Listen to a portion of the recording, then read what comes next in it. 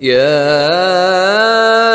أيها الذين آمنوا لا تخونوا الله والرسول وتخونوا أماناتكم وأنتم تعلمون یا ایھا الذین آمنوا لا تخونوا اللہ والرسول، اے ایمان مت خیانت کرو اللہ سے اور اس کے رسول سے۔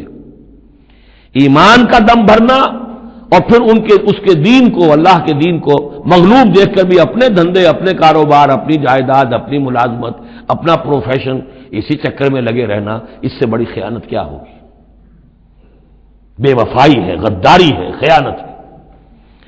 لا تخونوا اللہ والرسول، اللہ اور اس کے رسول کے ساتھ خیانت نہ کرو، وتخونوا اماناتکم وانتم تعلمون، اور نہ ہی اپنی آپس کی امانتوں میں خیانت کرو۔ سب سے بڑی خیانت تو اللہ کے ساتھ خیانت ہے۔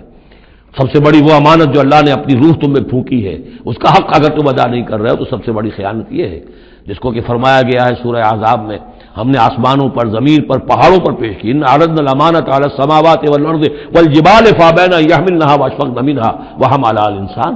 تو بہت بڑی بڑی امانتیں تمہارے پاس ہیں، دین کی امانت ہے، قرآن کی امانت ہے، شریعت کی امانت ہے، یہ سب امانتیں محمد رسول اللہ کی ہیں۔